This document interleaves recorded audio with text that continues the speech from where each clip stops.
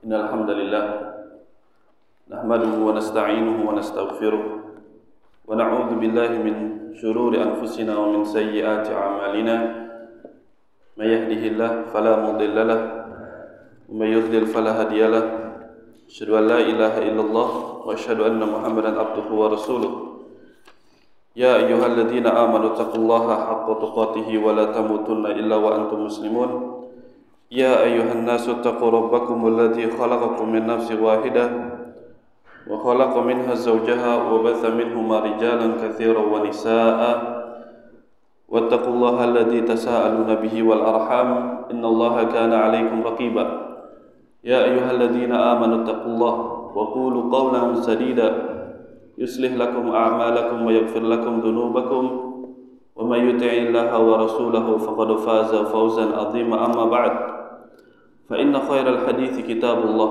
wa khairal hadi hadi Muhammadin sallallahu alaihi wasallam wa syarrul umuri muhdatsatuha wa kullu muhdatsatin bid'ah wa kullu bid'atin dhalalah wa kullu dhalalatin finnar. Bapak-bapak dan ibu-ibu yang semoga dirahmati Allah Subhanahu wa taala, alhamdulillah setelah sebulan lamanya kita sudah menyelesaikan bulan Ramadan, kemudian bertemu lagi dengan bapak-bapak dan ibu-ibu sekalian yang semoga dirahmati Allah Subhanahu wa taala. Terus kita bersyukur kepada Allah Subhanahu wa taala atas nikmat ini. Rasa syukur itu sebagaimana yang dikatakan Al-Imam Ibnu Battal dalam kitab Fathul Bari yang dibawakan oleh Al-Hafidh Ibnu Hajar Al-Asqalani ketika membahas hadis ni'matani maghbunun fihima katsirun minan nas. Dua nikmat yang banyak manusia itu tertipu dengannya, yaitu yang pertama apa? Kesehatan dan waktu luang. Maka kata Al-Hafidh seraya membawakan perkataan Ibnu Battal hendaknya seseorang itu faliyahris, bersemangat untuk tidak meninggalkan rasa syukur dengan melakukan perintah dan menjauhi larangan. Nah, ini kita harus senantiasa bersyukur kepada Allah Subhanahu wa taala. Nah, kemudian ketika kita masuk ke pembahasan, sedikit kita mengulang pelajaran yang sebelumnya, yaitu masih kita berada di Kitabut Tauhid. Judul yang pertama dalam Kitabut Tauhid oleh Syekh Muhammad bin Abdul Wahhab. Kita sudah membahas tentang ayat di surat Az-Zariyat ayat 56, yaitu bacaannya? Wa ma khalaqtul jinna wal insa illa liya'budun, dan tidaklah aku ciptakan jin dan manusia kecuali atau tujuannya itu agar mereka beribadah kepadaku. Siapa yang masih ingat ibadah di sini, perintah ibadah maksudnya apa? Bapak-bapak masih ada yang ingat enggak pelajaran sebelumnya? Yang dimaksud dari ibadah di dalam surat Az-Zariyat ayat 56 ini apa maksudnya? Mentauhidkan Allah Subhanahu wa taala. Karena ibadah, inti dari ibadah itu apa? Tauhid, ikhlas kepada Allah Subhanahu wa taala. Kemudian ayat yang kedua di dalam surat apa ini? An-Nahl ayat 36. Walaqad ba'atsna fi kulli ummatin rasulan an i'budullaha wajtanibut taghut. Sungguh kami telah mengutus pada setiap umat, sekelompok manusia, seorang rasul. Allah sudah mengutus pada setiap kelompok manusia itu seorang rasul. Tujuannya, dakwahnya itu apa? Ani'budullah wajtanibut taghut. Beribadahlah kalian kepada siapa? Allah. Dan jauhilah sesembahan selain dari Allah. Ya. Jadi tugas para rasul dan para nabi, ya, terutama dari zaman Nabi Nuh, karena kesyirikan itu terjadi pada zaman Nabi Nuh. Nanti ada babnya penjelasan di kitab ini. Nah, dari zaman Nabi Nuh sampai Nabi Muhammad SAW, berarti mereka seruannya itu apa? Agar mengesahkan Allah. Ya, kedengeran ibu-ibu yang belakang? Kedengeran nggak? Takutnya nggak kedengeran kayak waktu itu. Kedengeran ya? Baik. Nah, seruannya apa? Mengesahkan Allah dan menjauhi kesyirikan. Ini Nabi Nuh dakwanya sama, Nabi Ibrahim dakwanya sama, Nabi Musa, Nabi Isa, Nabi Muhammad, Nabi Daud, semuanya itu dakwahnya apa?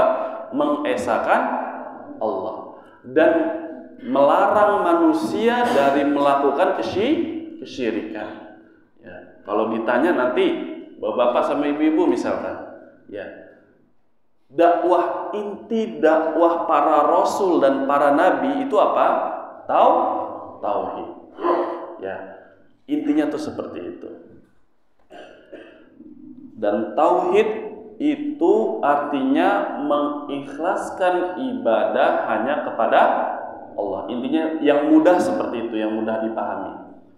Ya, jadi bukan tauhid itu yang dimaksud adalah seseorang meyakini yang menciptakan itu Allah. Ini namanya tauhid apa? Rububiyah apa uluhiyah? Rububiyah. Masalah penciptaan, memberikan rizki, mematikan, menghidupkan, ini berkaitan tentang rububiyah. Dan tauhid uluhiyah, ya. Para nabi ini dakwahnya, permusuhan mereka dengan kaumnya itu ada di tauhid yang mana? Rububiyah apa uluhiyah?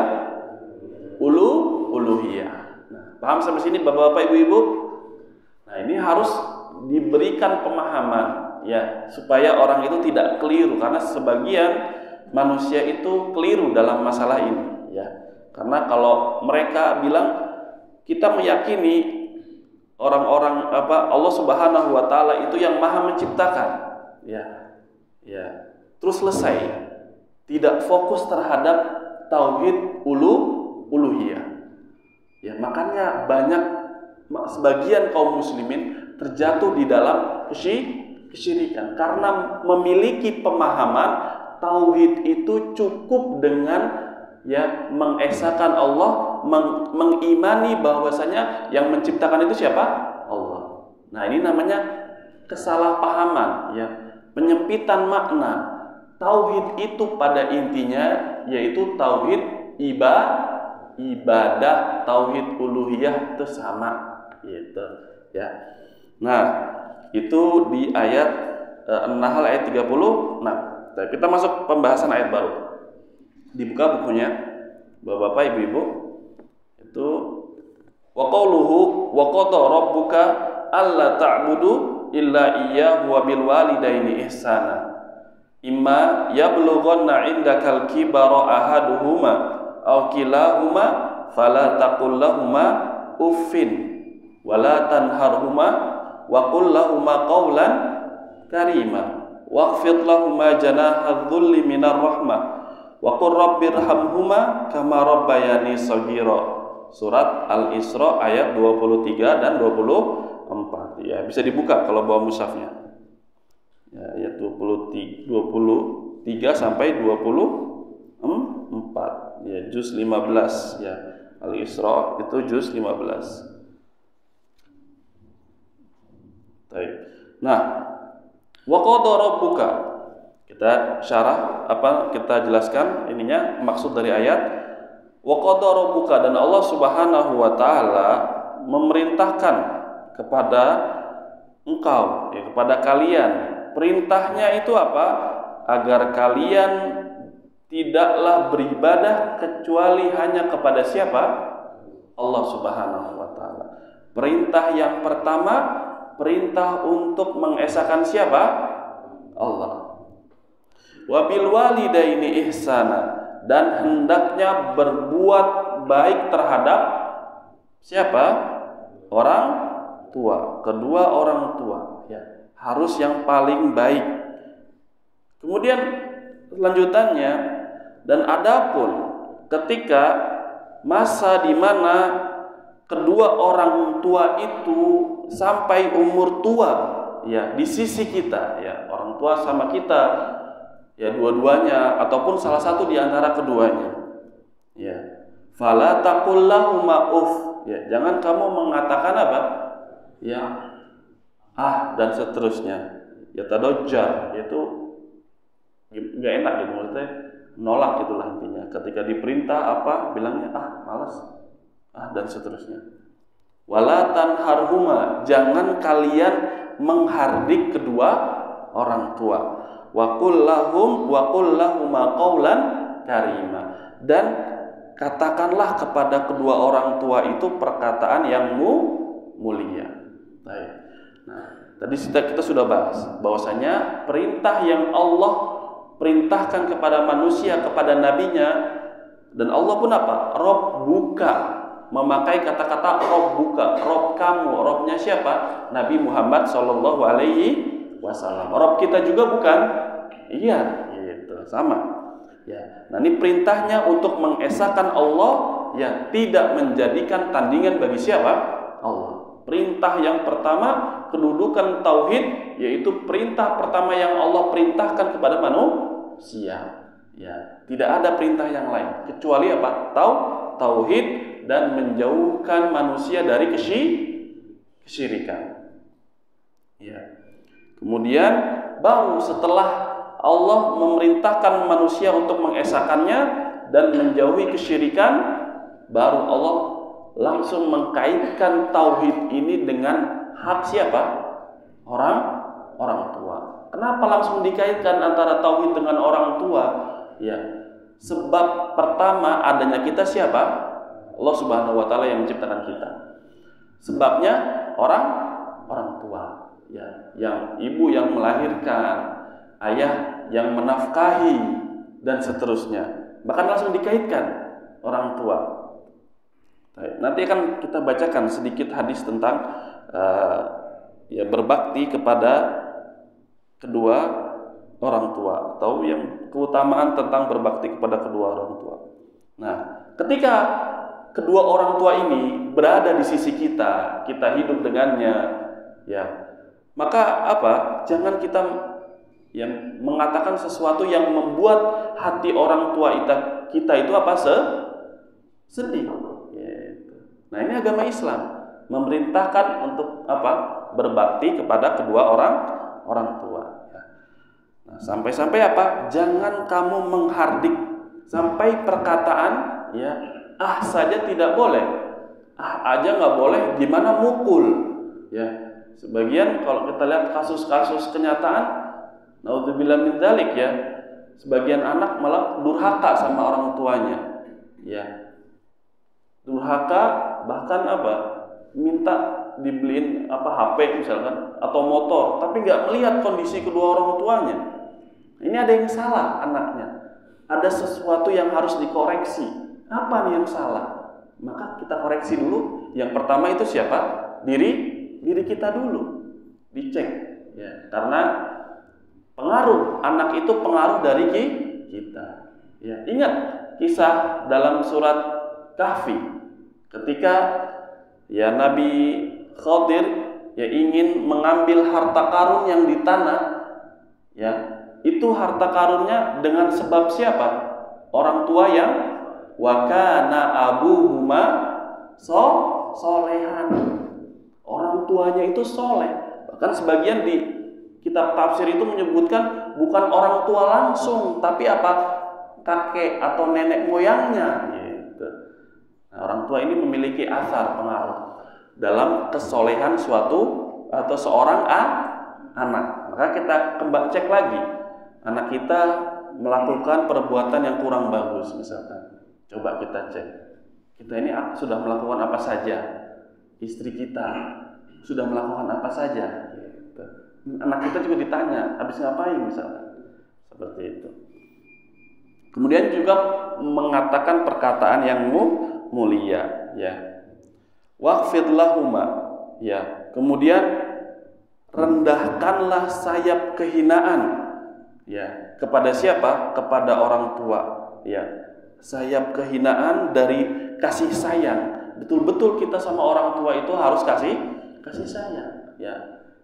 Semua orang tua yang sekarang sebagiannya masih punya orang tua, ya. Bapak atau ibu misalnya, maka itu kesempatan kita untuk berbakti kepada kedua orang tua, ya, walaupun dia belum ngaji misalkan, itu kewajiban, ya.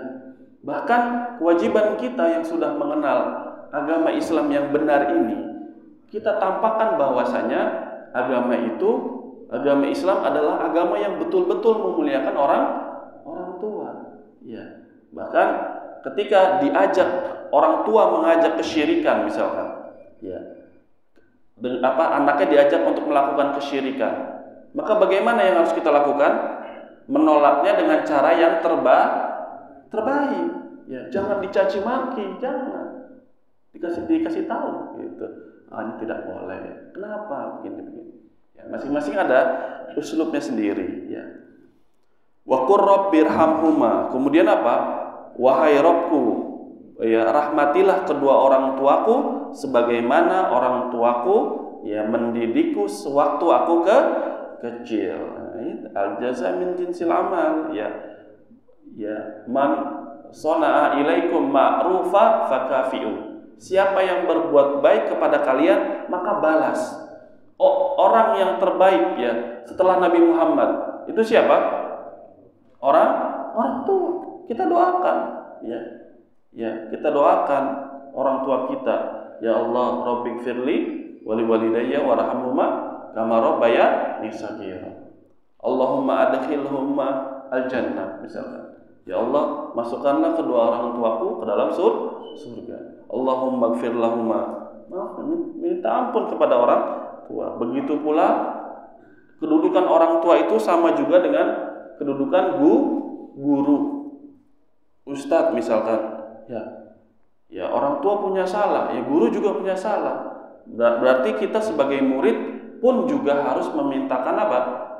Ampunan bagi guru kita, bagi ustadz kita. Terlebih dia sudah meninggal misalkan, ya, karena ya kuburan itu imma kebaikan, imma keburukan. Kalau di alam kuburnya nikmat, kesananya mudah. Tapi kalau di alam kuburnya susah, kesananya nanti makin sulit. Gitu. Makanya kita, ya, doakan guru-guru kita, ya, karena pun guru-guru kita pun manusia. Baik. Nah, ini ayat yang pertama dalam surat Al-Isra ayat 23 dan 24. Yang pertama itu perintah untuk mengesahkan Allah dan menjauhi kesyirikan. Kemudian perintah yang kedua itu apa? Berbakti kepada kedua orang tua, ya. Bisa ditulis poin yang pertama dari ayat ini. Perintah pertama adalah mengesahkan Allah dan tidak boleh melakukan kesyirikan. Ini faedah yang pertama. Faedah yang kedua, ya, wajibnya berbakti kepada kedua orang tua. Wajibnya berbakti kepada kedua orang tua. Ya, perinciannya tadi sudah kita jelaskan. Baik. Sudah ditulis faedahnya dari ayat surat Al-Isra 23 dan 24. Kalau sudah, kita lanjut ke ayat setelahnya, yaitu surat An-Nisa ayat 36. Tafsilatnya lumayan agak panjang. An-Nisa ayat 36. Bisa dibuka mushafnya.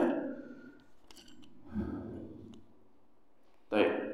Allah Subhanahu wa taala berfirman, "Wa'budullaha wa la tusyriku bihi syai'a." Al-ayat. Kita lanjutkan ayatnya, "Wabil walidaini ihsana wa bidil qurba wal yatama wal masakin wal jari dzil qurba wal jaril junubi wasahibi bil jambi wa banis sabil wa ma malakat aymanukum. Innallaha la yuhibbu man kana mukhtalan fakhura." Baik. Nah, lihat lagi dalam surat An-Nisa ayat 36, Bapak Ibu. Ya, bukunya dibuka, mushafnya dibuka, ya. Nanti ada fawaid kita catat. Baik. Allah langsung membuka ayat ini dalam ubudullah. Ya. Allah Subhanahu wa taala memerintahkan kepada manusia untuk beribadah hanya kepada siapa? Allah. Berarti perintah pertama itu apa? Tauhid. Dan menjauhi kesyirikan. Wala tusyriku bihi syai'an. Ya. Kalau bisa yang ada terjemahannya biar lebih enak bacanya. Dan janganlah kalian menyekutukan Allah Subhanahu wa taala, menjadikan tandingan bagi Allah itu sesuatu apa saja bentuknya. Ya, apa saja bentuknya. Wabil walidaini ihsana. Nah, ini lagi Bapak Ibu. Allah di dua surat tadi ya mengkaitkan atau mendatangkan perintah berbakti kepada kedua orang tua setelah kewajiban mengesahkan Allah. Ini menunjukkan berbakti kedua orang tua adalah kewajiban setelah seseorang itu mengesahkan Allah dan mengikuti Nabi Muhammad sallallahu alaihi wasallam. Tidak boleh kita pandang remeh permasalahan berbakti kepada kedua orang tua. Wabidzil qurba, dan orang yang memiliki kekerabatan sama kita, kakak, adik, paman, bibi. Nah, ini kita jaga ya silaturahmi sama mereka. Baik, kita bacakan hadis yang tentang orang tua ini. Ya, Al Imam Abu Daud, ya Al Imam Abu Daud membawakan hadis di dalam kitab Sunannya, ya tentang permasalahan ini orang tua, ya keutamaan kita berbakti kepada kedua orang tua. Fi babi majaa minal fadli fi ridha al walidain, yaitu bab tentang keutamaan ya di dalam mencari keridhaan kedua orang tua. Baik. Dari sahabat Abdullah bin Amr dari Nabi sallallahu alaihi wasallam, beliau mengatakan, ridha Rabb fi ridhal walidain wa sukhtu Rabb fi sukhtil walid. Hadisnya sahih, bisa dilihat as-sahihah punya Syekh Al-Albani nomor 515. Ya. Nabi sallallahu alaihi wasallam bersabda, keridhaan Allah Subhanahu wa taala, ya, ridhonya Allah Subhanahu wa taala itu berkaitan tentang keridhaan atau kaitannya ada dengan ridho kedua orang tua. Ridho Allah, ridho kedua orang tua. Dan kemurkaan Allah Subhanahu wa taala itu berkaitan tentang kemurkaan kedua orang tua. Maka kita perhatikan, ya, kita di awal sudah mengatakan kita hanya mencari ridho siapa? Allah Subhanahu wa taala. Kemudian ya kita pun juga mengikuti Nabi sallallahu alaihi wasallam. Kemudian setelah itu apa? Hak orang tua. Kita juga pun harus membuat orang tua kita ridho terhadap kita. Orang tua marah sama kita. Gimana caranya kita membuat orang tua menjadi ridho lagi kepada kita? Minta maaf. Bapak, Ibu, saya mohon maaf. Mungkin berkata kasar, mungkin perilaku saya yang jelek, yang buruk, saya mohon maaf. Ya, karena kata Nabi, ridho Allah Subhanahu wa taala itu tergantung dari ridho kedua orang tua. Bisa jadi permasalahan yang kita alami sekarang disebabkan perbuatan kita yang buruk terhadap orang tua. Mungkin kita lupa waktu masih muda misalkan. Dulu kita suka ngomong kasar, mohon maaf, atau berbicaranya mengangkat suara, dan itu memiliki pengaruh untuk diri kita dan juga keluarga kita. Mungkin kita minta maaf sama orang tua. Orang tuanya sudah meninggal, maka tugas kita berdoa sudah. Ya sudah, namanya orang tua sudah tidak ada, gimana? Ya. Tapi kalau masih ada, kita samperin ke rumahnya, kita berikan apa untuk mereka, gitu. Dan jangan sampai kita membuat murka, ya. Ya sekarang lagi ramai juga permasalahan, contohnya yang masih awal-awal nikah, misalkan awal-awal nikah, ya sang istri kalau tidak dia atau kurang bisa membantu suami untuk berbakti kepada kedua orang tua, maka akan sulit. Dihalang-halangin nanti untuk kita berbakti. Ini bukan artian apa? Bukan artian kita melalaikan hak istri dan anak, tidak. Kita sudah menunaikan hak istri dan anak, keperluan semuanya sudah kita cukupi, sekolah dan yang lainnya. Maka tugas istri itu membantu suami berbakti kepada kedua orang tuanya. Kenapa? Contoh, orang tua memiliki anak laki-laki. Ya. Seorang ibu, seorang istri kan berarti. Seorang istri kalau tidak atau kurang membantu suaminya berbakti kepada kedua orang tua dari laki-laki mertuanya ini, ya. Naudzubillah, ada kaidah al-jaza min jinsil amal. Perbuatan itu balasan tergantung dari perbuatan. Seandainya istri ini membantu, maka biidznillah, ya, mudah-mudahan kita mengharapkan anak kita yang laki-laki dan juga perempuan pun bisa berbakti kepada istri kita. Nah, itu namanya timbal balik. Bukan malah seorang istri itu, mohon maaf, menahan suami untuk berbakti, jangan. Kecuali memang ya ada kewajiban-kewajiban yang harus ditunaikan dulu kepada anak dan istri. Anak dan istri dulu. Ada lebihan orang tua baru. Ya, ada lebihannya. Jangan ditahan. Suami ingin berbakti kepada kedua orang tua, jangan ditahan. Dorong sejauh-jauhnya, bantu suami. Karena itulah keberkahan di dalam rumah tangga. Biidznillah. Ya. Ini namanya kompak ya di dalam rumah tangga. Nanti kita berharap anak kita pun begitu kepada istri kita. Sahih? Bapak-bapak, ibu-ibu? Gitu. Kita kan pengen anak laki-laki kita berbakti sama ibunya. Maka jangan istri itu menahan laki-laki, menahan suaminya untuk berbakti kepada kedua orang tua. Nah, sebagian ada yang seperti itu. Seakan-akan ingin apa? Ingin menjauhkan antara anak dengan ibunya. Naudzubillah min dzalik. Kenapa semua itu perlu dipertentangkan? Contoh, masalah kerja dan berbakti kepada kedua orang tua. Dua-duanya wajib nggak? Wajib. Kerja wajib, berbakti kepada kedua orang tua wajib. Menafkahi istri dan anak wajib gak? Wajib. Berbakti kepada kedua orang tua wajib gak? Wajib. Kenapa sebagian, mohon maaf ya, mungkin ya yang terkena fitnah ya dari pemikiran-pemikiran barat dan setelah semisalnya, kenapa dipertentangkan antara hal tersebut? Gitu. Seakan-akan antara kerja dan berbakti itu gak akan pernah ketemu selama padahal bisa. Gitu. Nah, ini masalah berbakti kepada kedua orang tua, panjang sekali sebenarnya.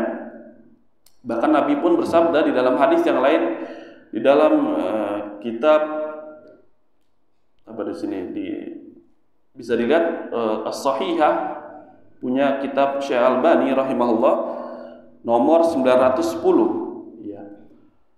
Nabi SAW bersabda, kedua orang tua adalah pintu tengah surga.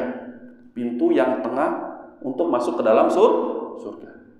Kalau kamu ingin, sia-siakanlah pintu itu. Ya, ataupun jaga. Bisa dua. Bisa kita sia-siakan pintu masuk ke surga, bisa kita jaga pintu itu supaya kita bisa masuk ke dalam surga. Ini permasalahan orang tua. Baik. Nah, itu masalah orang tua.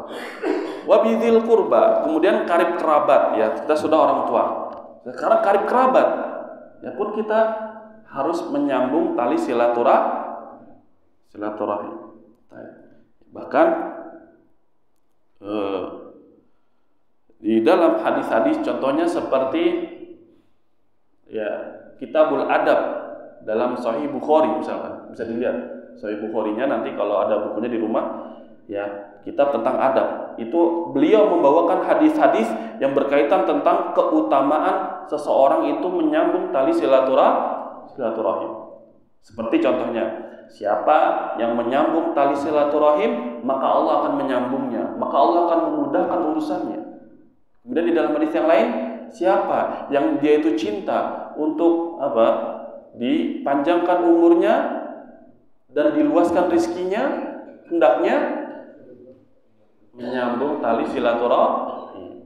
Makanya kita juga harus getol dalam masalah ini, tentu sesuai dengan kemampuan, sesuai dengan kesibukan masing-masing. Kalau kita habiskan waktu kita untuk ini kurang faedah, ya tentu selang waktu kita silaturahim sama saudara, kakak kita, adik kita, paman, bibi, terutama setelah peninggal orang tua. Abarul bir, kata Nabi Shallallahu Alaihi Wasallam, sebaik-baik perbuatan setelah kedua orang tua kita meninggal, menyambung tali silaturahim.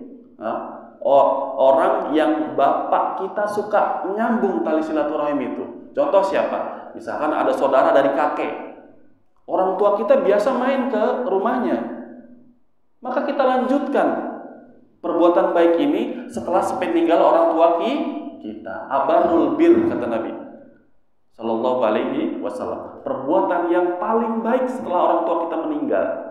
Gitu.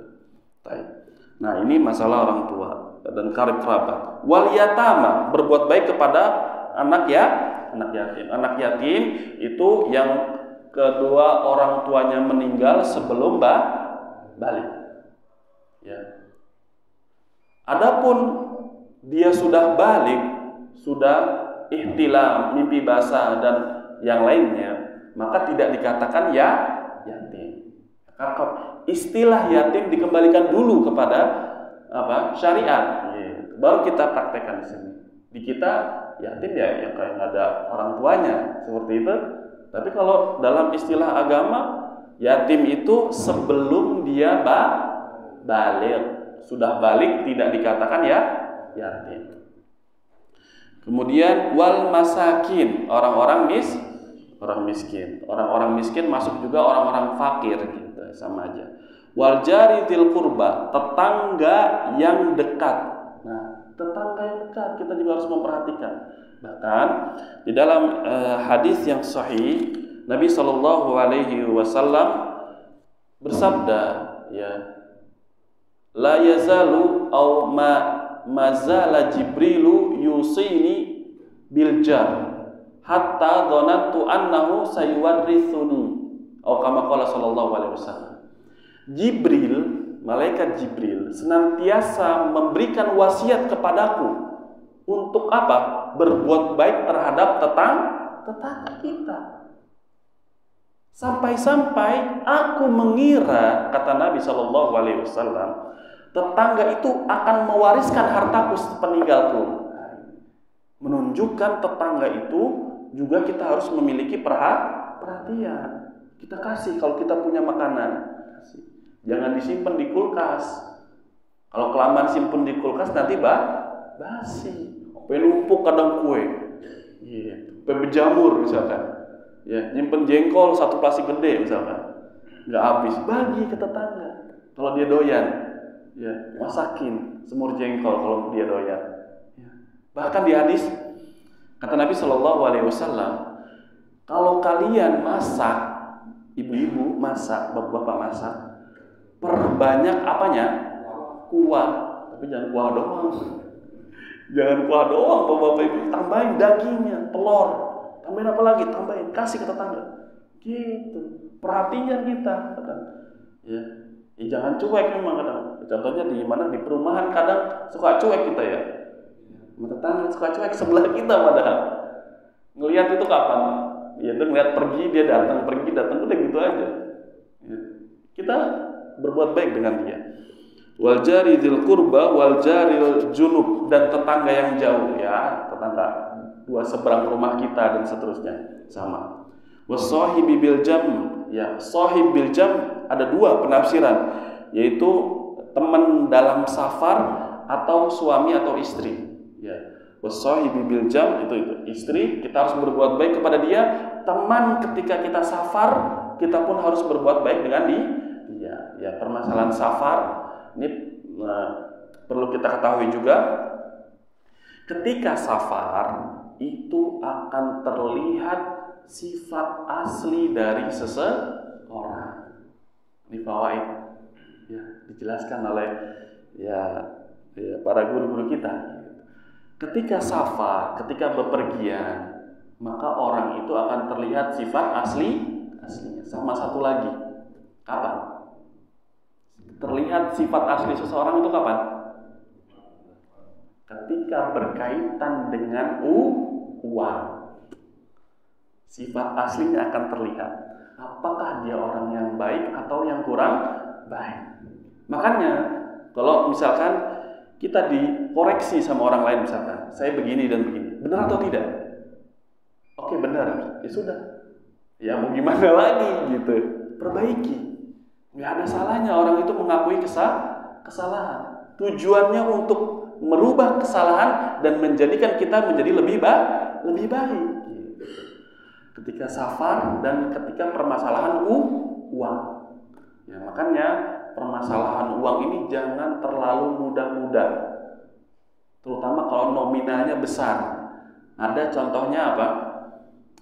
Ya, apa sih namanya? Nanam saham apa? Investasi dan seterusnya. Ini jangan mudah-mudahan hanya sekedar ucapan. Bisa hitam di atas putih, biar jelas, biar ada tanggung jawab. Karena permasalahan uang ini permasalahan yang Nabi Shallallahu Alaihi Wasallam tidak mau mensolati sahabat yang punya hutang. Saya dengar beberapa ikhwan sampai dia invest 650 juta baru dikembalikan 300 juta. Kenyataan ini. Terus ngaret katanya, kesel. Allah musta'an. Mudah sekali orang. Ya, bukan berarti kita pelit, bukan. Hanya sekedar apa? Orang itu bertanggung jawab dan amanah dia dalam harta. Seperti itu. Jangan dikit-dikit invest tapi nggak jelas. Bibit bebet bobotnya. Gimana nanti jadi atau enggak dan seterusnya. Wabdi sabil, dan kita pun harus berbuat baik kepada orang yang sedang dalam perjalanan, dia pun habis perbekalannya. Wa ma malakat aimanukum, dan apa yang dimiliki oleh aiman, ya tangan kanan kalian, yaitu apa? Budak-budak dan hewan. Kita punya budak kan, ya nanti kalau kita perang dapat budak misalkan. Ataupun sekarang yang banyak kita punya hewan, maka kita harus berbuat baik kepada mereka. Kita memberikan makan kepada mereka. Kita jangan membebani hewan itu melebihi kemampuannya. Kita dilarang membebani hewan melebihi kemampuannya. Tapi kira-kira ada nggak sebagian manusia dalam permasalahan pekerjaan memberikan beban yang lebih daripada kemampuan orang tersebut? Ada nggak bapak-bapak ibu-ibu? Sebagiannya ada. Gitu. Misalkan waktu liburan, bener waktu libur masih diganggu misalkan. Berkaitan tentang tauhid kepada Allah Subhanahu wa Ta'ala dan tidak berbuat syirik. Faedah yang kedua, berbakti kepada kedua orang tua. Yang ketiga, kepada kerabat. Yang keempat, anak yatim. Yang kelima, orang miskin. Yang keenam, tetangga dekat. 7, tetangga jauh. Kemudian yang kedelapan apa? Istri atau suami atau teman dalam safar. Kesembilan, ya wabnis ibnu sabil, ya pokoknya gitulah, sudah dijelaskan. Dan juga berbuat baik terhadap hewan dan budak, ya, hewan dan budak, hewan yang kita punya. Baik. Lanjut ke ayat setelahnya. Dalam surat Al-An'am ayat 151 sampai 153. Al-An'am ayat 151 sampai 153.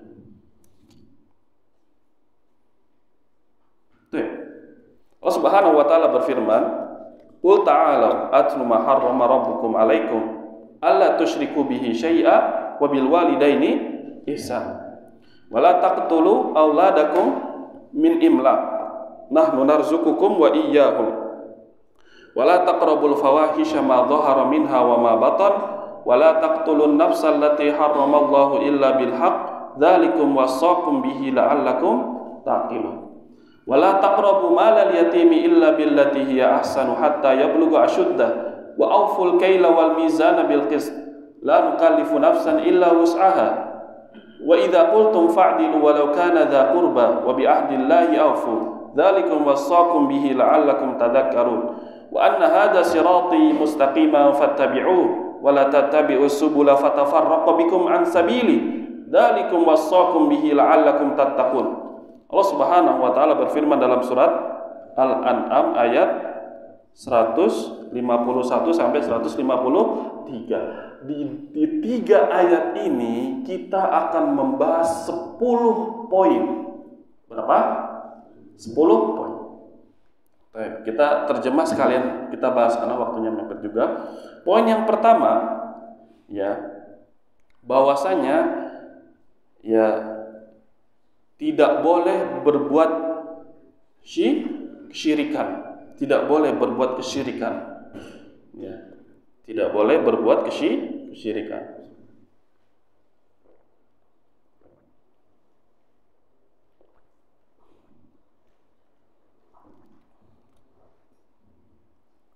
Kemudian yang kedua, kewajiban berbakti kepada kedua orang tua.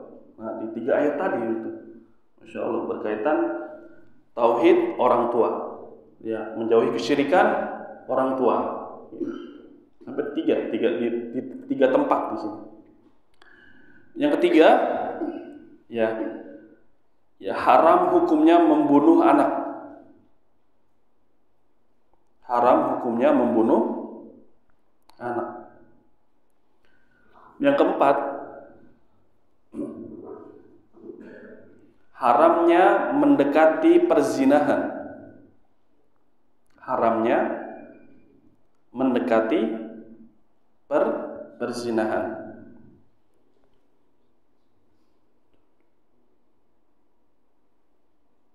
Lima, ya, haramnya membunuh jiwa yang dijaga, haramnya membunuh jiwa yang dijaga, atau terjaga. Nanti ntar penjelasannya sambil jalan. Yang keberapa ini? 6. Yang keenam, ya, bermuamalah dengan harta anak yatim dengan cara terbaik. Bermuamalah dengan harta anak yatim dengan cara yang terbaik. Bermuamalah dengan harta anak yatim dengan cara yang terbaik. Kemudian ketujuh, ya, memenuhi takaran dan timbangan dengan keadilan, atau berbuat adil dalam timbangan dan takaran. Berbuat adil dalam timbangan dan takaran.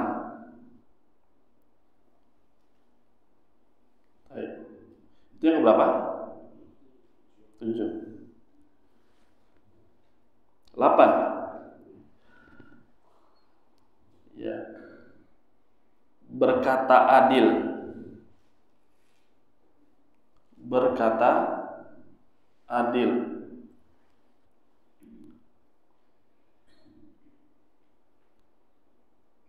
8.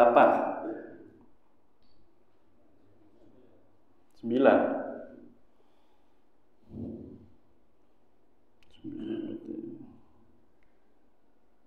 7 sama 8 sama kayaknya. Yang 9 tadi dicoret, Pak, maaf. Yang 9 tadi nomornya aja dicoret. Nomornya saja, nomor 9 dicoret. Apa? Poin ke-9 itu melaksanakan perintah dan menjauhi larangan. Melaksanakan perintah dan menjauhi larangan.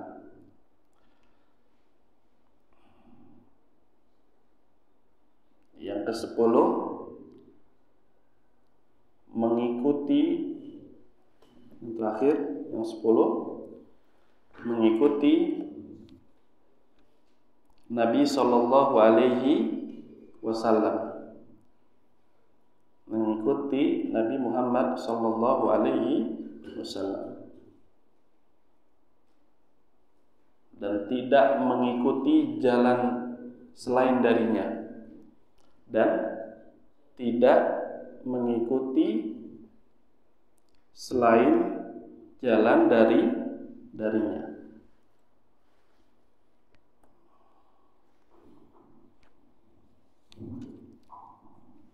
Baik, kita bahas singkat saja. Di ayat yang 151 atau poin yang pertama, bahwasanya dilarang berbuat kesyirikan dalam surat Al-An'am ini. Alla tusyriku bihi syai'a wa bil walidaini ihsana, berbuat baik kepada kedua orang tua. Tadi sudah kita jelaskan. Kemudian haramnya membunuh anak. Sebagian orang, mohon maaf Bapak Ibu, mungkin takut, ada perasaan nggak bisa memberikan makan terhadap anak, makanya dia nggak mau punya anak. Nah, ketakutan ini ya bisa dari diri sendiri ataupun dari syaitan. Maka hendaknya dia menghilangkan rasa takut ini, karena yang memberikan rezeki itu siapa? Allah. Ya. Orang kafir meyakini Allah memberikan rezeki tidak? Meyakini. Ya, makanya wala taqtulu auladakum min imlaq nahnu narzuqukum wa iyyakum. Ya. Kita yang akan memberikan rizki kepada engkau dan anak-anakmu, kata Allah Subhanahu wa taala. Allah bilang engkau dan anak-anakmu, orang tuanya dulu, baru anak-anaknya. Di ayat yang lain Allah berfirman nahnu narzuquhum wa iyyakum, kebalikannya, memulai dari anak dulu. Wa iyyakum. Karena ayat yang ini berkaitan tentang apa? Ya, orang tua yang memang dia fakir atau miskin, yang tidak punya banyak harta. Secara logika orang takut punya anak nggak kalau seperti ini? Secara logika, secara perasaan, iya, secara logika dan perasaan. Tapi ketika kita baca firman Allah, ketika Allah berfirman, narzuqukum wa iyyahum, kami yang akan memberikan rizki, tidak usah takut punya anak. Gitu. Karena banyak manfaatnya anak ini.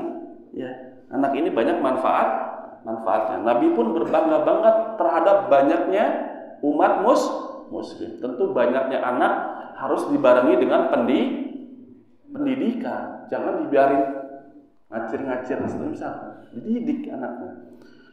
Dan di ayat yang lain itu kondisinya orang tuanya punya harta, punya kekayaan, tapi dia takut kalau punya anak nanti saya nafkahin dia banyak dong, sekolah, baju, makan, minum, jalan-jalan dan semuanya. Nahnu narzuquhum wa iyyakum, kami yang akan memberikan rizki kepada anak-anak kalian dan juga kalian. Tidak usah takut. Seperti itu. Paham sampai sini Bapak Ibu? Berarti sampai ini ya, berarti ya. Sampai poin keberapa itu? 3 dalam surat Al-An'am sini. Ini agak panjang pembahasan surat Al-An'am ini karena ada beberapa hak-hak selain tauhid ya, selain tauhid. Jadi kita tetap bahas secara singkat-singkat saja supaya pun kita ya tidak hanya tauhid di sini, ya juga dijelaskan dengan yang lain permasalahan seperti orang tua tadi, permasalahan berbuat baik kepada tetangga dan yang lainnya supaya kita tidak lalai ya, karena fadzakir fa inna dzikra tanfaul mu'minin, berikanlah ya peringatan terhadap manusia karena peringatan itu bermanfaat bagi orang-orang yang beriman, terutama bagi orang yang berbicara ya, baru yang lainnya. Baik, sampai sekian ya. Ya, pas ya Pak ya? Sudah cukup. Mudah-mudahan yang sedikit ini bisa bermanfaat bagi saya pribadi dan jamaah sekalian, dan nanti bisa dibaca-baca lagi di rumah. Dan kalau pertemuan selanjutnya diusahakan untuk membawa kitabnya, dibawa buku catatannya, dibawa mushafnya supaya bisa lebih bermanfaat. Kita tutup dengan doa kafaratul majlis. Subhanakallahumma wa bihamdika asyhadu an la ilaha illa anta astaghfiruka wa atubu ilaik. Apabila ada salah kata saya mohon maaf. Assalamualaikum warahmatullahi wabarakatuh.